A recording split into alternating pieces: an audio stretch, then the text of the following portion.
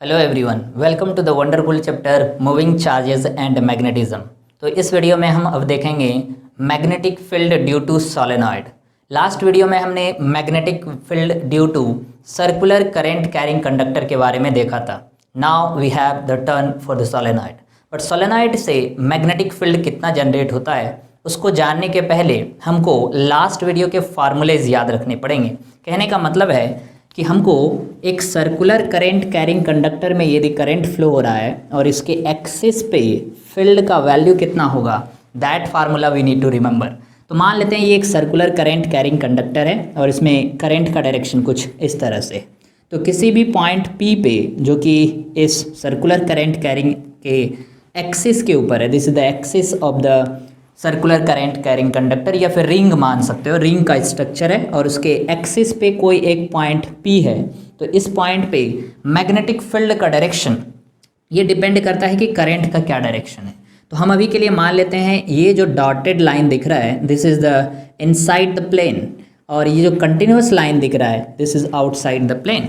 तो रिंग में करंट का डायरेक्शन कुछ इस तरह से, यानी this is the direction of current. इस पॉइंट से करंट बाहर आ रहा है क्योंकि ये वाला पोर्शन बोर्ड के ऊपर है। So this is the direction of current. तो इस तरह से यदि करंट का डायरेक्शन हुआ तो P पॉइंट पे मैग्नेटिक फील्ड का डायरेक्शन हॉरिजॉन्टली अवे होगा, यानी इधर होगा।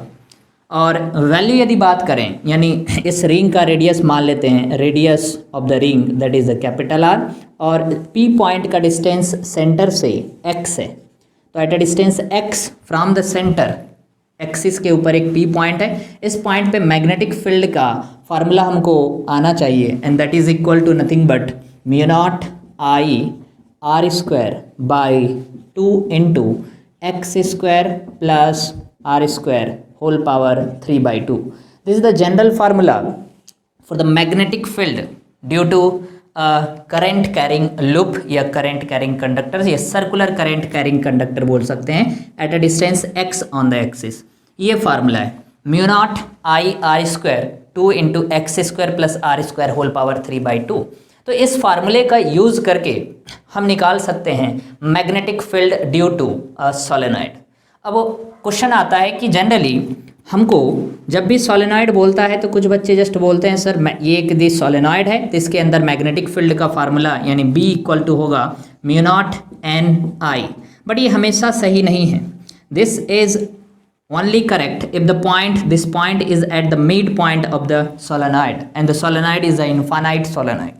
यानी आइडियल केस में ये फार्मूला सही है, तभी सही है जब ये P पॉइंट, यानी ये फार्मूला उसका है जब ये P पॉइंट मिड पॉइंट पे है। बट यदि आपको क्वेश्चन में पूछ दिया suppose we have a solenoid, इस तरह का एक सोलेनॉइड है और इस सोलेनॉइड में यहाँ पर है P point, this is our P point and radius of the solenoid that is given, radius है इसका 1 metre. 1 metre is the radius of the solenoid. और आपसे बोला है P पॉइंट का ये वाला जो डिस्टेंस है this distance is √3 metre and this distance is 1 metre. तो इस P पॉइंट पे कितना मैग्नेटिक फील्ड है वो फाइंड करना है। तो आपको यदि ये क्वेश्चन बनाने आ रहा है तब आपके लिए ये वीडियो, मतलब ये आप स्किप कर सकते हैं। बट यदि ये क्वेश्चन आपको समझ में नहीं आ रहा है कैसे बनेगा, कि जिसमें P पॉइंट का लोकेशन दिया हुआ है √3 मीटर, इधर दिया हुआ है 1 मीटर, और ये डिस्टेंस है यानी radius of the solenoid that is given how much 1 metre. तो ऐसे सिचुएशन में magnetic field inside the solenoid कैसे निकालेंगे, उसके लिए हमको एक पर्टिकुलर डेरिवेशन देखना पड़ेगा, and that is the general formula for the magnetic field due to solenoid, और वही हम आज इस वीडियो में डिराइव करने वाले हैं। So let us move to the derivation of the magnetic field due to a solenoid। solenoid क्या होता है पहले वो जानते हैं। तो आज का टॉपिक है sir magnetic field due to solenoid। solenoid, so magnetic field due to solenoid। Solenoid क्या होता है, मान लेते हैं एक पाइप का एक इस तरह का स्ट्रक्चर है, इस तरह का एक पाइप है मान लेते हैं। इस पाइप के ऊपर मान लो हमने वायर की वाइंडिंग कर दिया, यानी इसके ऊपर कॉपर के वायर की वाइंडिंग कर दी। मान लेते हैं वाइंडिंग कुछ इस तरह का है, this is the copper wire winding on the given pipe, इस तरह का है। तो आपको यदि बोला जाए कि इस वायर में इधर से हमने करंट दिया I और इधर से ये करंट बाहर यानी आउटवर्ड फ्लो हुआ कितना I। अब करंट कैसे फ्लो होगा, तो ऑब्वियसली इसको किसी सर्किट से कनेक्ट करना पड़ेगा। तो करंट का डायरेक्शन ये है, तो इस तरह से आपने कनेक्ट कर दिया। तो जैसे ही कनेक्ट करेंगे, पाइप के अंदर वाला जो रीजन है, पाइप के इनसाइड रीजन में मैग्नेटिक फील्ड जनरेट हो जाएगा और उसी मैग्नेटिक फील्ड का फार्मूला हमको फाइंड करना है कि लेंथ ऑफ द सोलेनॉइड कितना होने से मैग्नेटिक फील्ड कितना होगा, या करंट कितना होने से सोलेनॉइड के अंदर मैग्नेटिक फील्ड कितना होगा, उसी का हमको फार्मूला फाइंड करना है। So this is the nothing but the general structure of a solenoid, है क्या। तो इसकी वजह से मैग्नेटिक फील्ड कितना होगा वही हम अभी डिराइव करेंगे। बट ये जानने से पहले जानते हैं कि कई बार आपको क्वेश्चन में आइडियल सोलेनॉइड दिया रहेगा, तो ज़्यादा करके केसेस हमसे जो पूछा जाएगा वो आइडियल सोलेनॉइड के बारे में पूछा जाएगा। आइडियल सोलेनॉइड क्या होता है, कब एक सोलेनॉइड को हम आइडियल सोलेनॉइड बोलेंगे वो थोड़ा जानते हैं। So ideal solenoid, what is the condition, क्या कंडीशन है जिसकी वजह से एक सोलेनॉइड को हम आइडियल बोल सकते हैं। तो पहला कंडीशन है कि radius of the solenoid that should be much much less than length of the solenoid. कहने का मतलब है ये जो पाइप वाला स्ट्रक्चर दिख रहा है, पाइप का जो रेडियस होगा वही रेडियस होगा रेडियस ऑफ द सोलेनॉइड, तो वो मान लेते हैं r, and the length of the solenoid that is suppose l। जितने दूर में आपने वायर की वाइंडिंग किया है दैट इज द सोलेनॉइड, तो लेंथ है l। तो आइडियल यदि सोलेनॉइड है तो पहला कंडीशन क्या होना चाहिए, रेडियस जो है वो बहुत ही कम होना चाहिए, किससे, लेंथ ऑफ द सोलेनॉइड्स, यानी लेंथ बहुत ही ज़्यादा होगा और रेडियस बहुत ही कम होगा, तभी वैसे सोलेनॉइड को हम बोलेंगे क्या, आइडियल सोलेनॉइड। दूसरा कंडीशन क्या है, आपने इसके ऊपर जो कॉपर की वाइंडिंग डाला हुआ है, ये वाइंडिंग बहुत ही क्लोज होना चाहिए। यहाँ पे बहुत ही ज़्यादा गैप दिख रहा है, बट इतना ज़्यादा गैप होने से ये सोलेनॉइड आइडियल सोलेनॉइड नहीं होगा। So in order to be a solenoid to be ideal, the gap between the two winding, मतलब दो जो गैप इस तरह से सर्कुलर जो वाइंडिंग है उसके बीच में गैप बहुत ही कम रहना चाहिए। वैसे वाइंडिंग को कई बार टाइट वाइंडिंग भी बोलते हैं, टाइट यानी टाइटली वाइंडिंग किया हुआ है। तो दूसरा कंडीशन निकल गया कि गैप बिटवीन द, या हम बोल सकते हैं कि winding should be tight winding, tight winding होना चाहिए, किसका, वायर का, ऑफ वायर। ये जो आपने कॉपर का वायर डाला है वो टाइट यानी क्लोज होना चाहिए एक दूसरे का, तभी बोलेंगे। तीसरा कंडीशन है कि यदि आइडियल सोलेनॉइड कहीं भी न्यूमेरिकल में आपको दिख गया तो इसका मतलब, टाइट वाइंडिंग का मतलब ये होता है कि यदि इस तरह का एक सोलेनॉइड है और इसमें बहुत ही क्लोज वाइंडिंग है तो इसके अंदर जो मैग्नेटिक फील्ड होगा वो ऑलमोस्ट यूनिफॉर्म रहता है। यूनिफॉर्म कहने का मतलब उसमें वेरिएशन नहीं होता, ऑलमोस्ट वैल्यू अंदर में जो है वो क्या रहता है, कांस्टेंट रहता है। तो हम बोल सकते हैं कि magnetic field inside the solenoid, if that is a uniform value और it is a constant value, then only will term that solenoid to be a ideal solenoid. तो तीसरा कंडीशन हमारा निकल गया क्या, मैग्नेटिक फील्ड इनसाइड क्या होना चाहिए, magnetic field inside the solenoid, inside the solenoid क्या होना चाहिए, should be uniform, should be क्या सर, यूनिफॉर्म होना चाहिए, तभी उसको क्या बोलेंगे, वैसे सोलेनॉइड को हम बोलेंगे क्या, आइडियल सोलेनॉइड बोलेंगे। अच्छा, फोर्थ कंडीशन ये भी है, अंदर मैग्नेटिक फील्ड कांस्टेंट होगा बट बाहर क्या होगा सर, तो बाहर इसका मैग्नेटिक फील्ड जीरो होगा, ऑलमोस्ट जीरो होगा। क्यों, क्योंकि अंदर में तो मैग्नेटिक फील्ड लाइंस को टाइट वाइंडिंग से बांध के रखे हैं, बट बाहर जैसे स्पेस में आया वो डाइवर्ज हो गया मैग्नेटिक फील्ड, तो बाहर में almost magnetic field lines zero हो जाता है, जीरो नहीं ऑलमोस्ट जीरो हो जाता है। तो यदि आइडियल सोलेनॉइड कंसिडर करें तो मैग्नेटिक फील्ड आउटसाइड जीरो होना चाहिए, यानी magnetic field outside the solenoid should be कितना sir, zero, should be how much, zero, तभी ऐसे सोलेनॉइड को क्या बोलेंगे हम, आइडियल सोलेनॉइड बोलेंगे। सो this is the four condition, ये चार कंडीशन यदि सेटिस्फाई हुआ तभी ऐसे सिचुएशन में हम बोलते हैं सोलेनॉइड क्या है, आइडियल है। तो कहीं भी न्यूमेरिकल में आपको यदि आइडियल सोलेनॉइड दिख गया तो आप इतना सारा कंडीशन को अप्लाई कर सकते हैं। ठीक है, पहला radius of the solenoid that should be much much less than length of the solenoid. दूसरा टाइट वाइंडिंग होना चाहिए, दो सर्कुलर जो वाइंडिंग है उसके बीच में गैप बहुत ही कम होना चाहिए, तभी उसको हम बोलेंगे क्या, आइडियल। साथ ही साथ मैग्नेटिक फील्ड अंदर यूनिफॉर्म होना चाहिए, यूनिफॉर्म कहने का मतलब कांस्टेंट होना चाहिए, और बाहर में मैग्नेटिक फील्ड ऑलमोस्ट जीरो होना चाहिए outside the solenoid.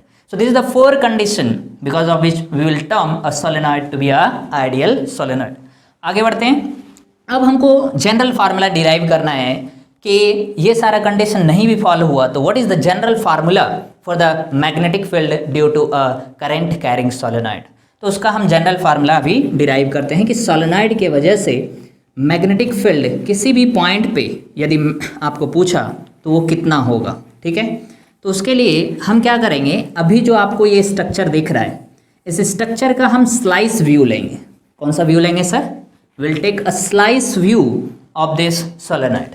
Slice view कहने का मतलब है दो तरह का व्यू होता है, एक होता है क्रॉस सेक्शनल व्यू, दूसरा है स्लाइस व्यू। तो स्लाइस व्यू कहने का मतलब इस पूरे पाइप को इस तरह से आपको कट करना है, यानी दिस इज द पाइप, तो इसको इस तरह से कट करेंगे, एकदम मिडिल से सिमेट्रिक पोजीशन से सेंटर टू सेंटर कट करना है। तो इसको जैसे कट करेंगे ये पाइप का एक ऊपर वाला पोर्शन दिखेगा और एक नीचे वाला पोर्शन। कहने का मतलब जब कट करेंगे तो ऊपर दिखेगा थिकनेस और नीचे दिखेगा। हम जस्ट ऊपर और नीचे वाले थिकनेस को ड्रॉ कर रहे हैं, अभी के लिए इसको थोड़ा सा भूल जाइए। तो जब आप उस थिकनेस को ड्रॉ करोगे तो ये कुछ इस तरह का दिखेगा, यानी पाइप को आपने स्लाइस व्यू में कट किया और कट करने के बाद ये व्यू कुछ इस तरह का आपको दिखेगा। थोड़ा इसको आपको अच्छे से समझना पड़ेगा। सो दिस इज़ द, इतना ज़्यादा थिकनेस नहीं होगा बट समझने के लिए हम जैसे आपने इसको इस तरह से स्लाइस व्यू में कट किया, ये ऊपर वाला पोर्शन है पाइप का और ये नीचे वाला पोर्शन। बेसिकली ये इस तरह का पाइप आपको दिखेगा, जब आप कट करेंगे ना तो हाफ पोर्शन दिखेगा। तो इसको अभी हम भूल जा रहे हैं, जस्ट स्लाइस व्यू में ऊपर और नीचे का पोर्शन आपको हम दिखा रहे हैं। ओके, अब थोड़ा यदि ध्यान से देखें तो इधर से हमने करंट इंसर्ट किया था और इधर से करंट हमारा बाहर निकल रहा था। ओके, तो करंट का डायरेक्शन इस पाइप के ये स्लाइस व्यू में कैसा दिखेगा वो ड्रॉ कर रहे हैं। ठीक है, तो थोड़ा ध्यान से यदि देखो तो यहाँ से करंट बाहर आ रहा है क्योंकि ये वाइंडिंग है और करंट नीचे आ रहा है, इसका मतलब यहाँ से करंट ऊपर वाले पॉइंट से बाहर आ रहा होगा। कैसे, नीचे वाले पॉइंट में करंट अंदर जा रहा है, यानी नीचे वाला जो क्रॉस सेक्शन है पाइप का ये वाला व्यू, इसमें करंट अंदर जा रहा है और ऊपर से ये किधर आ रहा होगा, बाहर। ओके, तो इनवर्ड डायरेक्शन है करंट नीचे, तो करंट का डायरेक्शन नीचे इनवर्ड होने की वजह से क्रॉस से दिखा रहे हैं। तो यहाँ पे क्रॉस जो है वो मैग्नेटिक फील्ड का डायरेक्शन नहीं है, this is the direction of current. तो नीचे वाले पोर्शन में करंट अंदर जा रहा है, जैसे यहाँ पे करंट अंदर जा रहा है, और ऊपर वाले पोर्शन से करंट ये बाहर आता हुआ दिखेगा आपको, तो इसको हम डॉट से रिप्रेजेंट करेंगे। तो ये हमारा जनरल रिप्रेजेंटेशन इस तरह का हो गया। जितने भी नीचे पॉइंट्स है सभी जगह पे करंट क्या जाएगा, ऐसे गया ऊपर से बाहर आया फिर अंदर जाएगा फिर इस तरह से बाहर आएगा। तो नीचे वाले हर एक पॉइंट पे करंट का डायरेक्शन क्या है, इनवर्ड। तो नीचे हम क्रॉस डाल दे रहे हैं, अंदर जा रहा है सर फील्ड इस तरह से क्रॉस व्यू, और ऊपर वाले पॉइंट पे करंट का डायरेक्शन क्या है, बाहर आते हुए दिख रहा है, इसीलिए हर एक पॉइंट पे हम क्या बना दे रहे हैं, डॉट बना दे रहे हैं। डॉट मतलब करंट का डायरेक्शन क्या है, आउटवर्ड है। So this is the direction of current which is coming outside the plane. और अभी जो व्यू है इसको बोलते हैं स्लाइस व्यू। ओके, तो ये इस तरह का कुछ स्ट्रक्चर आपको देखने को मिलेगा। अब थोड़ा इसको ध्यान से हम एनालाइज करते हैं और इसका थोड़ा हम मैथमेटिकल डेरिवेशन करना चाह रहे हैं। ये हो गया सोलेनॉइड, तो ये हो गया अंदर वाला पॉइंट, इसके एक्सिस के ऊपर, यानी ये हो गया central axis of the solenoid. मान लेते हैं radius of the solenoid that is capital R, ये है। तो मान लेते हैं एक्सिस के ऊपर, यानी कहीं भी ये एक पी पॉइंट है और इस पॉइंट पे हमको पी पॉइंट पे मैग्नेटिक फील्ड फाइंड करने का है। तो पी पॉइंट का सबसे पहले लोकेशन डिफाइन करना पड़ेगा कि इस पॉइंट पे हमको मैग्नेटिक फील्ड फाइंड करना है। तो उसके लिए हम क्या करेंगे, बेसिकली ये पूरा सोलेनॉइड जो है ये बहुत सारे रिंग से मिलके बना हुआ है। ध्यान से देखो तो बहुत सारे रिंग वाले स्ट्रक्चर को जब कंबाइन कर देते हो तो आप क्या बन जाता है, सोलेनॉइड बन जाता है। तो solenoid is nothing but the combination of what, infinite number of या n नंबर ऑफ, आप बोल सकते हो क्या है ये, सर्कुलर लूप, यानी n number of circular loop को आप जस्ट इस तरह से टर्न कर दिए और उसका कॉम्बिनेशन ही क्या है, सोलेनॉइड है। और एक सर्कुलर लूप के वजह से आपको एक्सिस के ऊपर मैग्नेटिक फील्ड का फार्मूला पता है। एक लूप यदि है और इसमें करंट I फ्लो कर रहा है, एक्सिस के ऊपर कोई P पॉइंट है, तो यहाँ पे मैग्नेटिक फील्ड का फार्मूला आपको अभी अभी बताएं, mu naught I r square, r is the radius of the loop, by 2 into x square plus r square power 3/2। What is x, P point का सेंटर से डिस्टेंस। तो अभी के लिए हमारा P पॉइंट ये है, तो हमको क्या करना चाहिए, बेसिकली P पॉइंट से कुछ डिस्टेंस पे जाके एक रिंग कंसिडर करना चाहिए या एक ऐसा लूप कंसिडर करना चाहिए। तो हम क्या करेंगे, इस पॉइंट पे हमको मैग्नेटिक फील्ड फाइंड करना है, तो यहाँ से मान लो हम x डिस्टेंस पे गए, इधर लेफ्ट में कितने डिस्टेंस पे गए सर, x डिस्टेंस पे, और x डिस्टेंस पे जाके dx लेंथ कट किए। थोड़ा ध्यान से समझिएगा, x डिस्टेंस पे जाके हमने क्या लिया, dx लेंथ का एक लूप कंसिडर किया। So this thickness is how much, dx। यहाँ तक क्लियर है कि नहीं? अभी तक हमने क्या किया था, P पॉइंट पे हमको मैग्नेटिक फील्ड निकालना है, तो P से हम क्या किए, x डिस्टेंस लेफ्ट में गए, x डिस्टेंस पे जाके dx लेंथ का एक स्लाइस कट कर ली। क्यों किए, क्योंकि इस स्लाइस में n नंबर ऑफ थिकनेस हो सकता है, कुछ भी थिकनेस हो सकता है, यानी एक लूप हो सकते हैं, 2 लूप हो सकते हैं, 3 लूप हो सकते हैं, या फ्रैक्शन में भी हो सकते हैं। तो नंबर ऑफ लूप कितना है वो डिसाइड करने के लिए हमने dx थिकनेस ले लिया, और इतने थिकनेस में कितना नंबर ऑफ लूप है पहले वो निकालते हैं। तो वो निकालने के लिए सबसे पहले हमको एक टर्म एज्यूम करना पड़ेगा। तो हम मान लेते हैं, लेट स्मॉल n एक ऐसा टर्म है जिसका नाम है number of turns per unit length, पर यूनिट लेंथ बोल सकते हो, पर यूनिट लेंथ, ओके, पर unit length of the solenoid.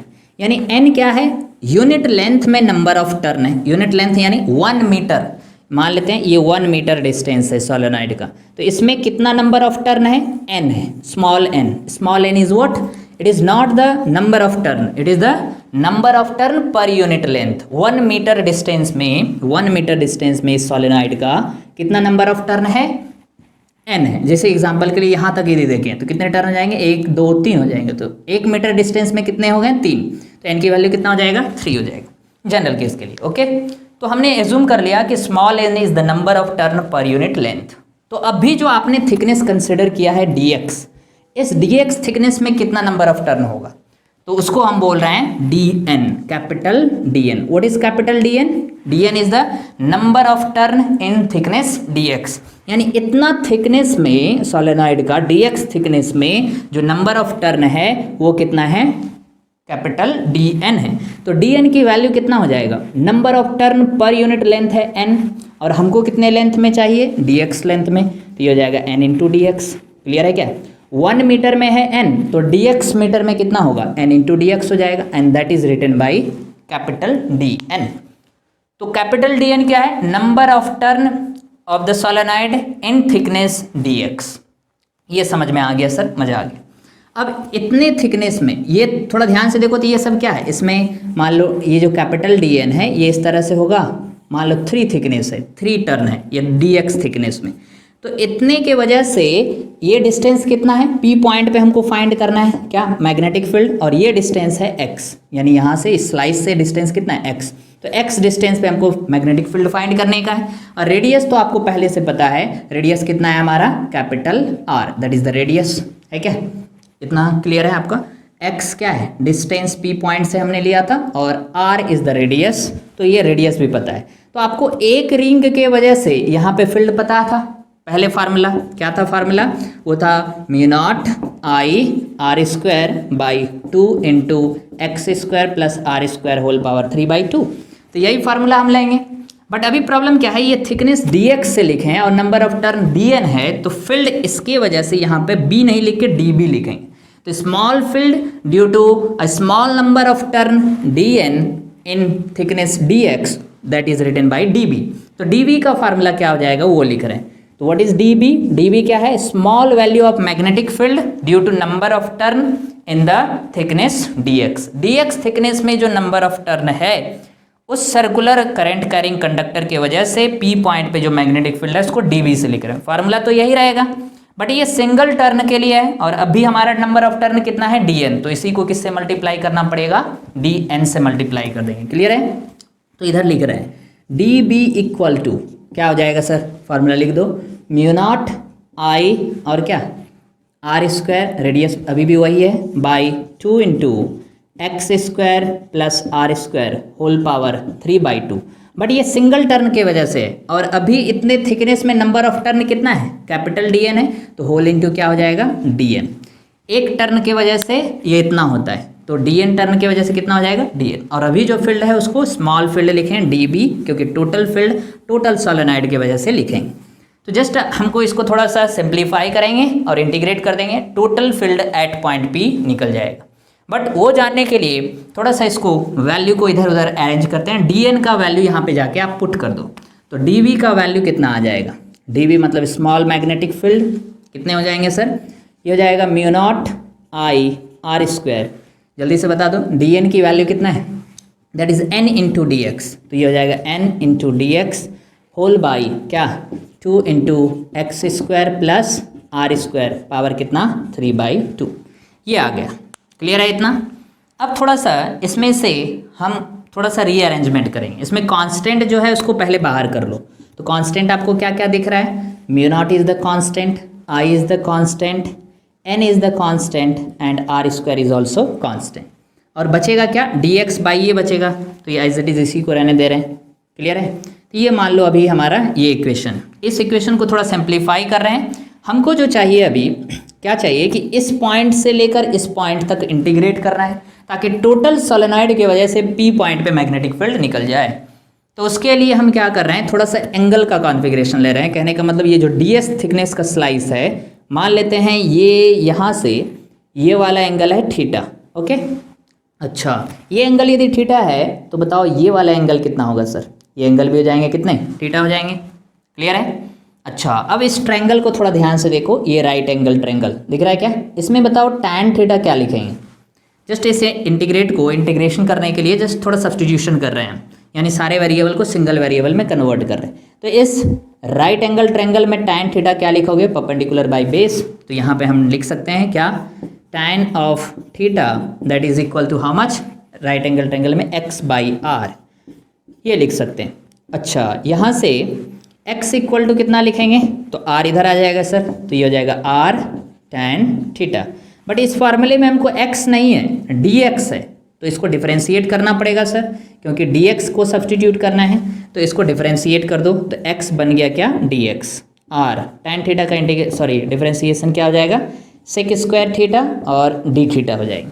तो dx की वैल्यू तो पता चल गया सर। अच्छा x की वैल्यू यहाँ पे जाके पुट कर देंगे, कितना ये, तो यहाँ से dv इक्वल टू अब क्या दिखेगा बताओ, सो dv इक्वल टू आपका हो जाएगा mu naught I whole into what, r square, n को n रहने दो sir, number of turn per unit length, dx को ये लिखेंगे सर, ये क्या है sir, r sec square theta into d theta by whole by. अच्छा x के जगह 2 के जगह 2 रहने दो, होल इंटू x के जगह क्या लिखने वाले हो आप, r tan theta, but square करेंगे तो हो जाएगा r square tan square theta plus r square whole power how much 3/2। अब थोड़ा ध्यान से देखो, यहाँ से r स्क्वायर कॉमन आ जाएगा, आएगा क्या, तो r स्क्वायर बाहर आ गया सर, और ये बन जाएगा tan square theta plus 1, tan square theta plus 1 क्या होता है, सेक स्क्वायर थीटा का पावर 3/2 यानी सेक क्यूब थीटा बन जाएगा। तो यहाँ से r स्क्वायर बाहर निकालेंगे और इस r स्क्वायर के साथ कैंसिल हो गया, यानी ये r स्क्वायर इसके साथ cancel, tan square theta plus 1 यानी सेक स्क्वायर थीटा का पावर 3/2 यानी सेक क्यूब थीटा नीचे बचेगा, और ऊपर क्या है आपका सेक स्क्वायर थीटा है, तो नीचे हो गया सेक क्यूब थीटा। इस पूरे को सॉल्व करके क्या आएगा, सेक क्यूब थीटा। क्लियर है ना सर, सेक क्यूब थीटा। तो फाइनल हम लिख रहे हैं आंसर, देखो क्या हो जाएगा, इसको हटा दे क्या, tan स्क्वायर थीटा प्लस 1 ये अपने से लिख लो आप, ये पूरा हट के आपका आ जाएगा कितना, सेक क्यूब थीटा, r तो आपने पहले से कैंसिल कर दिया, so this is sec cube theta. Okay interesting, sec square और सेक क्यूब कैंसिल हो गया, तो क्या बचेगा नीचे सेक थीटा, और सेक जब ऊपर चला जाएगा तो क्या बन जाएगा कॉस थीटा। तो फाइनल लिख रहे हैं हम dv इक्वल टू कितने आ जाएंगे, that will be equal to mu naught और कितना sir i n, mu naught i n और क्या n आ गया और नीचे बचेगा 2 और ऊपर r बचेगा, तो r और नीचे बचेगा 2। अच्छा ये r³ अंदर था, थोड़ा सा इसको r³ आ जाएगा और पूरा कैंसिल हो जाएगा। देखो कैसे, फिर से पूरा लिख रहे हैं थोड़ा कंफ्यूज नहीं होने का। x के जगह पे लिख रहे हैं क्या, r² tan square theta plus r² power 3/2। Clear है। एक लाइन और लिख रहे हैं थोड़ा ज़्यादा, क्योंकि क्यूब आएगा हमने कैंसिल कर दिया था। म्यू नॉट आई, ये r² अभी यहाँ पे, तो r² और r क्या बन गया, r³ बन गया।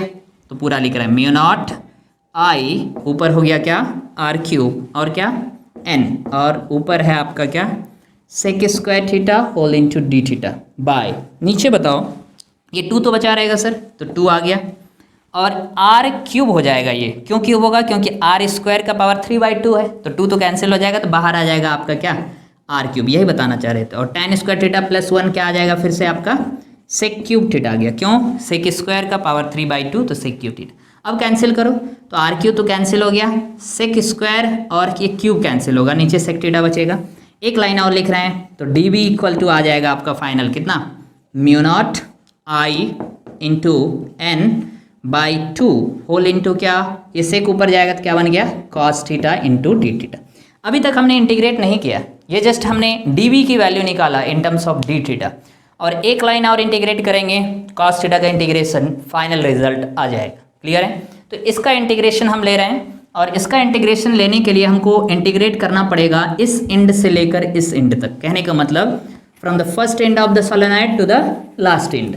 तो एंड टू एंड जाने के लिए हम यहाँ पर एंगल के टर्म में लेंथ लेंगे, यानी लेंथ को L नहीं लेके एंगल के टर्म में लेंथ को डिफाइन करना पड़ेगा। सो उसको कैसे डिफाइन करेंगे, पहले हम dB की वैल्यू लिख रहे हैं, small magnetic field due to small slice of thickness dx at point P। ये वैल्यू आ गया आपका कितना, mu naught I into n by 2 whole into how much sir, cos theta into d theta. ये आया जनरल फार्मूला, और इसी को इंटीग्रेट करना है। अब थोड़ा सा इसका एंड टू एंड इंटीग्रेट करने के लिए हम थोड़ा आपको एंगल दिखाना चाह रहे हैं, कैसे हम इस एंड से इस एंड तक जाएंगे। तो हम जस्ट आपको टॉप व्यू बना के दिखा रहे हैं, तो या स्लाइस व्यू। तो इस तरह का हमारा स्ट्रक्चर है, and this is our central line. Centre पे P पॉइंट है आपका समवेयर यहाँ पे, तो आपको इस एंड से इस एंड तक जाना है। तो हम एज्यूम कर ले रहे हैं कि यहाँ पे, यानी ये वाला जो एंड है, इसके लिए ये टोटल एंगल है अल्फ़ा, और इस साइड के लिए ये वाला टोटल एंगल है कितना, बीटा। जैसे आपने वायर में कंसिडर किया था, ये एक स्ट्रेट वायर है, ये परपेंडिकुलर डिस्टेंस, तो ऊपर का एंगल था बीटा और नीचे का एंगल था क्या, अल्फ़ा।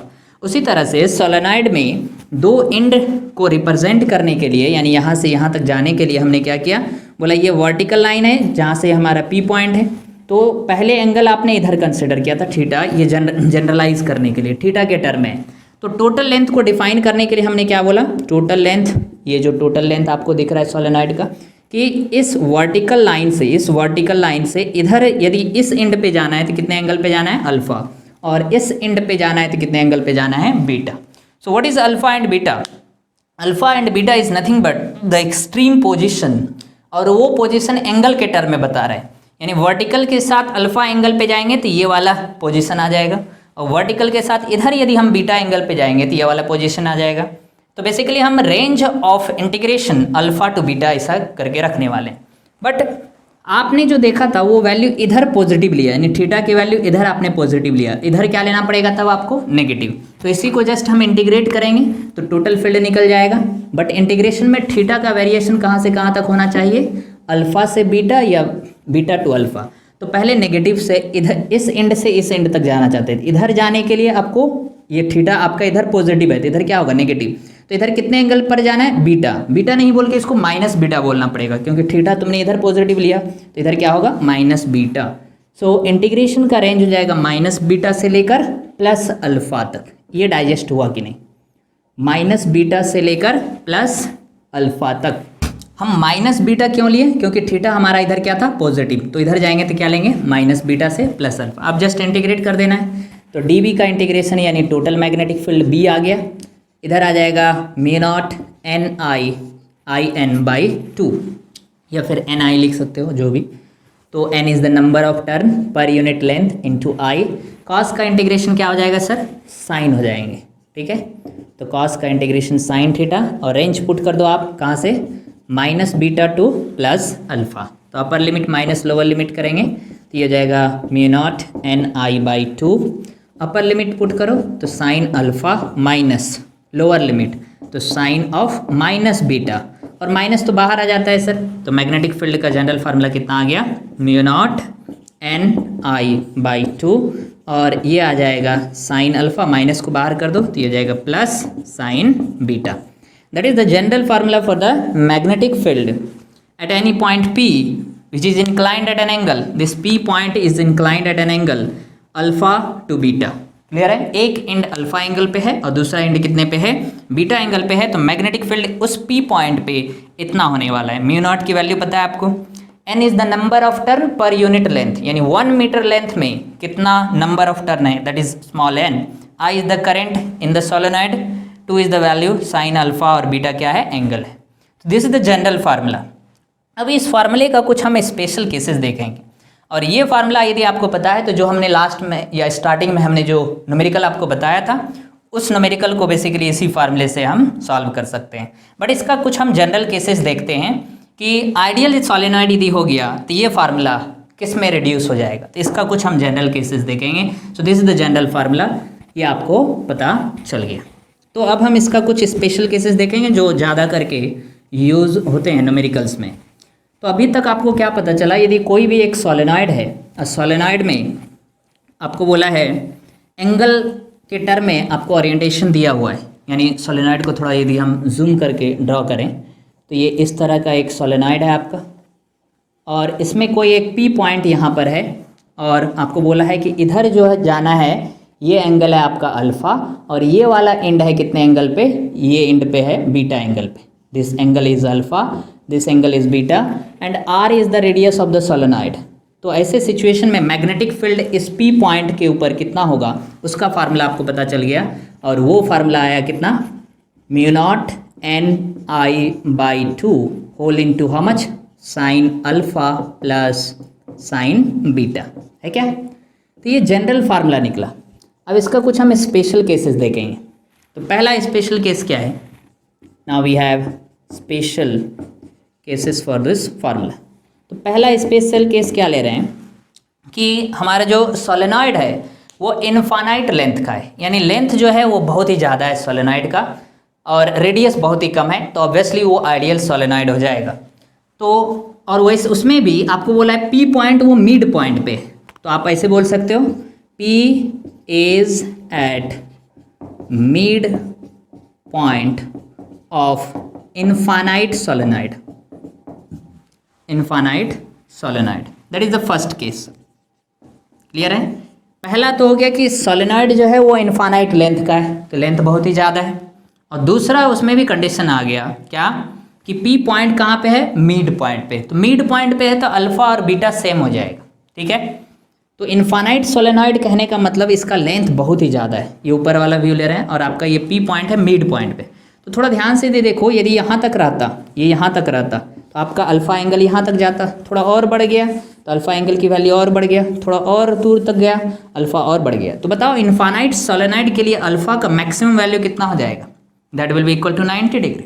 उसी तरह ये एंड भी बहुत दूर तक है, इसका मतलब बीटा एंगल भी कितना हो जाएगा, 90 डिग्री। तो ऐसे सिचुएशन में जब P पॉइंट मिड पॉइंट पे हो और साथ ही साथ सोलेनॉइड कैसा है, इनफाइनाइट सोलेनॉइड है, then alpha and beta both will be equal to pi by two, that is the 90 degree. और वैसे सिचुएशन में मैग्नेटिक फील्ड कितने हो जाएंगे सर, तो मैग्नेटिक फील्ड ध्यान से देखो तो ये साइन 90 और साइन 90, तो कितने हो जाएंगे, 1 + 1 क्या 2 हो गया, दोनों अल्फा बीटा 90 हो गया। तो साइन 90 और साइन 90 यानी 1 + 1 2, और 2 के साथ 2 कैंसिल हो जाएगा, तो फार्मूला क्या हो जाएगा, mu naught N I, that is the magnetic field at the mid point of a infinite solenoid. यानी P पॉइंट जो है जहाँ पे आपको मैग्नेटिक फील्ड पूछा है वो मिड पॉइंट पे है, और साथ ही साथ length of the solenoid that is infinite. दूसरा केस क्या हो सकता है, सेकंड केस ये भी हो सकता है कि आपको बोला कि वन एंड यानी P जो पॉइंट है, P is at one end of an infinite solenoid. अभी भी सोलेनॉइड इनफाइनाइट ही है, बट पी पॉइंट एक एंड पॉइंट पे है, इनफाइनाइट सोलेनॉइड। तो अभी स्ट्रक्चर आपको कैसा दिखेगा सर? स्ट्रक्चर कुछ इस तरह का दिखेगा कि इधर तो लेंथ बहुत ही ज़्यादा, पी पॉइंट वन एंड पे है, यानी यहाँ पे आ गया। अच्छा, पी पॉइंट यहाँ रहता तो बीटा की वैल्यू कितना हो जाता? ये हो जाता। पी पॉइंट यहाँ पे था, बीटा की वैल्यू, तो ध्यान से देखो बीटा की वैल्यू कम होते जा रहा है। यहाँ पे आ गया तो बीटा की वैल्यू क्या आ जाता है? ये कम होते जा रहा है। और इस पॉइंट तक जाते जाते बीटा की वैल्यू क्या हो जाएगा? 0। यानी ऐसे सिचुएशन में यदि आपको बोला जाए कि एक इनफाइनाइट सोलेनॉइड है और यहाँ पे यानी इस तरह का सोलेनॉइड है, this is a infinitely length solenoid, ये बहुत ज़्यादा दूर तक है, इधर और भी जाएगा ये, ओके, और ये यहाँ तक है। पी पॉइंट यहाँ पे है, तो इस पॉइंट पे आपको यानी जस्ट आउटसाइड है, आउटसाइड नहीं बोल सकते हैं, जस्ट आउटसाइड है ये, इस पॉइंट पे आपको मैग्नेटिक फील्ड पूछा है। तो आप बोल सकते हो पी पॉइंट जो है वो सोलेनॉइड के एक एंड पे है और साथ ही साथ सोलेनॉइड का लेंथ क्या है? बहुत ज़्यादा है। तो ऐसे सिचुएशन को कई बार सेमी इनफाइनाइट सोलेनॉइड भी बोलते हैं। यानी इसके यहाँ पे जब पी पॉइंट इधर था तो इधर भी इन्फिनिटी तक और इधर भी इन्फिनिटी तक, बट अब भी केवल एक साइड में इन्फिनिटी तक है। तो लास्ट केस इसका ये आधा पोर्शन एज्यूम कर सकते हो, इसलिए इसको बोलते हैं सेमी इनफाइनाइट सोलेनॉइड। तो P point is at one end of the solenoid as well as it is a infinite solenoid. तो ऐसे सिचुएशन में मैग्नेटिक फील्ड कितना होगा? उसके लिए यहाँ पे बीटा की वैल्यू 0 हो जाएगा, बट अल्फा की वैल्यू क्या रहेगा? 90। तो हम बोल सकते हैं alpha that is equal to π/2, but beta that is equal to how much? 0। तो इस फार्मूले में जाके साइन बीटा की जगह पे साइन 0 आ जाएगा और अल्फा की जगह पे क्या आ जाएगा? साइन 90। तो साइन 0 तो ये 0 हो जाएगा सर, और साइन 90 ये 1 हो जाएगा, यानी 1 + 0 ये 1 रहेगा, और ये वैल्यू को 1 से मल्टीप्लाई करोगे तो यही आ जाएगा। कहने का मतलब ऐसे सिचुएशन में मैग्नेटिक फील्ड, यानी इस पॉइंट पे यदि मैग्नेटिक फील्ड पूछा है तो फार्मूला कितना आ जाएगा? μ0 Ni/2। तो आप ये भी कंक्लूड कर सकते हो कि मिड पॉइंट पे फील्ड होता है μ0 Ni और एंड पॉइंट पे होता है μ0 Ni/2, यानी आधा होता है। मिड पॉइंट पे μ0 Ni और एंड पॉइंट पे μ0 Ni/2, यानी आधा। इसमें कुछ बाधा नहीं होना चाहिए आपका। बट यदि इस दोनों के बीच में यदि कहीं पॉइंट है तो फिर हमको ये जनरल फार्मूला लगाना पड़ेगा। क्लियर है? This is the general formula applicable for any type of solenoid. दूसरा जो है ये जो स्पेशल केसेस हमने बताया, this is applicable only for the infinite solenoid. Solenoid का लेंथ बहुत ही ज़्यादा है। इनफाइनाइट करने का मतलब क्या है? Length is much much greater than the radius of the solenoid. तो इनफाइनाइट होना चाहिए और साथ ही साथ यदि मिड पॉइंट पे है तो μ0 Ni होगा और एंड पॉइंट पे है तो μ0 Ni/2 होगा। That is the formula for the magnetic field due to a solenoid या करंट कैरिंग सोलेनॉइड। तो इससे रिलेटेड जो हमने आपको स्टार्टिंग में एक क्वेश्चन दिया था उस क्वेश्चन को लिखते हैं और जनरल फार्मूले पे बेस्ड होकर वो क्वेश्चन था वो थोड़ा सॉल्व करने की कोशिश करेंगे। ठीक है? और यदि आपको समझ में आ गया तो आप पॉज करके खुद से ट्राई कर सकते हैं और आंसर मैच कर रहा है कि नहीं वो थोड़ा आप देख सकते हैं। ओके, क्वेश्चन क्या था? Find the net magnetic field at point P। Okay, P कैसा पॉइंट था? तो फिर से हम डायग्राम बना रहे हैं सोलेनॉइड का। तो ये हमारा प्यारा सा सोलेनॉइड इस तरह का था, इस तरह का। ओके, आपको बोला है this is the P point, this is not the mid point, ये P पॉइंट है और ये हो गया हमारा central line. Radius of the solenoid आपको दिया हुआ है दैट इज 1 मीटर और ये P पॉइंट है आपका। इस पॉइंट पे मैग्नेटिक फील्ड फाइंड करने बोला है। ये वाला लेंथ दिया हुआ है आपको, this is √3 metre and this length is how much? This length is 1 metre. But हमको जो फार्मूला पता है किसी भी जनरल पॉइंट पे मैग्नेटिक फील्ड और करंट दिया हुआ है आपको, मान लीजिए I के टर्म में I। ओके, हमको जो फार्मूला पता है मैग्नेटिक फील्ड का जनरल फार्मूला, अभी जो हमने सोलेनॉइड के अंदर किसी भी पॉइंट पे निकाला, उस फार्मूले में हमारा एंगल था। क्या एंगल है? देखिए, μ0 Ni/2 whole into sine alpha plus sine beta, that is the general formula. तो हमको अल्फा और बीटा चाहिए, बट क्वेश्चन में कहीं भी अल्फा और बीटा दिया हुआ नहीं है, बट डायमेंशन दिया हुआ है। So using this dimension we can definitely find out the value of alpha and beta.